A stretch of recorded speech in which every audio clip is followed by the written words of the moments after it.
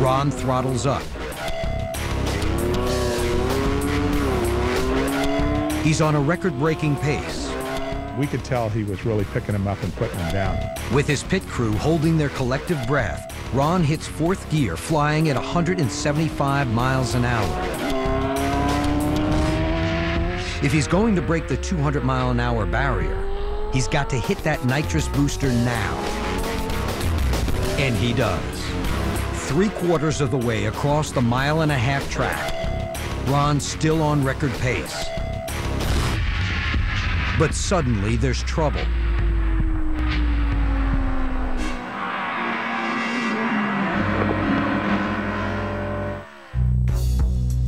Ron's hit two tiny divots along the surface. At 185 miles an hour, that's enough to throw the bike off balance and into a high-speed wobble. What flashes through your mind is that this is going to get ugly, and get ugly quick. Lee's right. A split second later, disaster.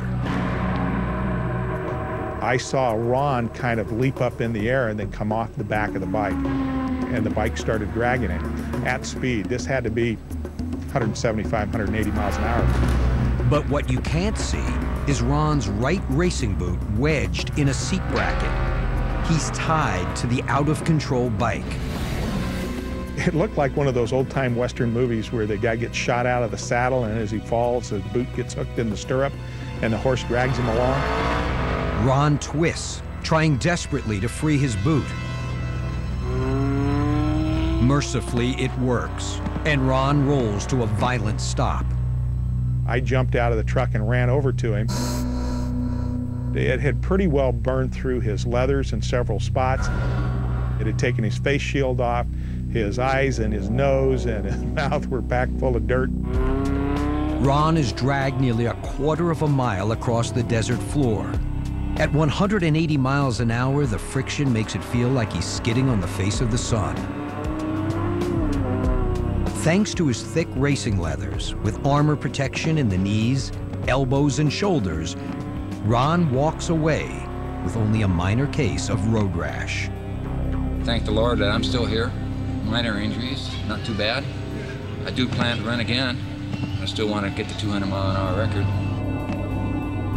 A lesser man may have taken this as a sign to retire from the sport. Ron still had unfinished business. Incredibly, less than 2 weeks later, Ron is back in the California desert to take one more shot at the 200-mile-an-hour record that almost killed him. Still a little bit of nervousness there. I just got to get back on the saddle, do it again. But I'm just optimistically cautious. At the signal, Ron shows no sign of nerves and takes off full throttle. And then this happens. All we saw was dirt, Ron, bike, flying through the air. It was probably the most horrendous bike accident I'd ever seen. In my mind, not a survivable accident. Motorcycle daredevil Ron Cook is a man on a mission. He's determined to break the 200-mile-an-hour motorcycle land speed record. His first attempt at the mark ended like this.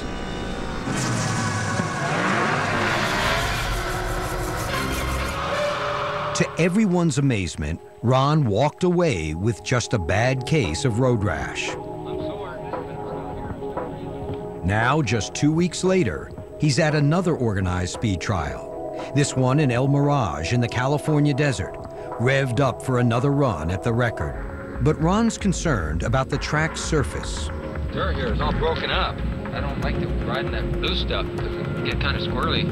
I've been in some loose stuff before, but not quite as bad as this. Ron's concerned, but not willing to postpone his attempt. It's got to be at a sanctioned event for it to be official. Ron revs up his nearly 300 horsepower, 500-pound nitrous-injected Kawasaki 900 and rockets off the line. With the incident 2 weeks earlier, now everybody was keeping a close eye on Ron. Friend and fellow racer Lee Kennedy watches at mid-track as Ron lights up the course. He was flat clicking it coming up the course.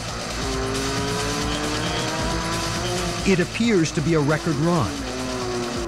But as Ron crosses the finish line, disaster strikes a second time. Rider down, everybody move. It was almost instantaneous. All we saw was dirt, Ron bike flying through the air. The first crash unfolded.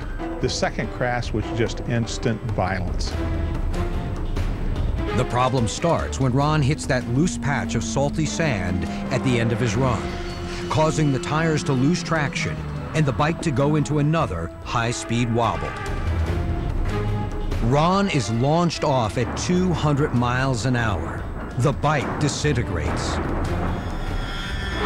Where the bike before stayed on its wheels and kind of putted away, this time it was in a lot of different pieces. Paramedics rush to the scene.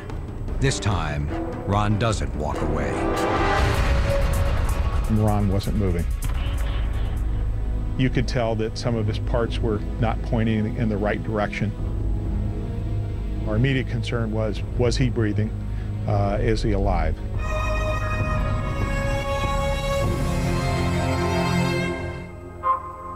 Ron breaks 9 bones and suffers third-degree burns and abrasions from rolling across the desert floor at 200 miles an hour. Here at home recuperating. It's been about 2 weeks after the 9-day hospital stay. It takes 2 years for Ron to recover, but he lives to tell an amazing story. The crash at 200 miles an hour was much more violent than the first one.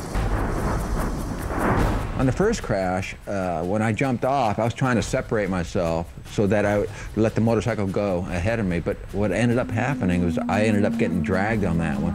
On the second crash, I said, no matter what, I'm gonna hang on, because last time it didn't work when I jumped off. So that's what I did, I just hung on. It didn't work though, it just pitched me off and bucked me just like I was on a Bronco. When I finally stopped rolling and sliding on the dirt, first thing I saw was a bright blue sky and a shining sun. And I thought to myself, well, shoot, I must have died. But why he survives is no accident. It was the daredevil's survival instincts. I knew there was one thing I could try to do, and that was to make my body limp and be like a rag doll and just let it tumble, let it happen. Ron assumes that relaxed ragdoll position and barrel rolls down the track for 588 feet. That's almost the length of 2 football fields. The hardest thing I've ever had to do, physically and mentally, was to let go of all your reflexes, because naturally you want to tense up. That's just human nature. You want to tense up and stop. So I reconstructed the bike as you see it today, as it was scooped up off the desert floor. Now retired from racing, Ron has preserved the bike to remind him of those 2 terrible days in the desert. The leathers and my uniform, my safety equipment, the helmet, the gloves are all original from the day I wrecked, as well as all the motorcycle parts. And as you can see, it broke into probably about 140 pieces. It just disintegrated. Ron has one more reminder, his 13th record. But it's not exactly the record he was looking for. Ron is now in the Guinness Book of World Records as the only man in history to survive a crash at 200 miles an hour. Rider down, everybody move. He still doesn't have the one that almost killed him twice, but Ron doesn't sound too upset. Everything I'm doing right now is all an extra bonus because I should have died on the racetrack that day. So life is blessed. Live every day as if it's your last day.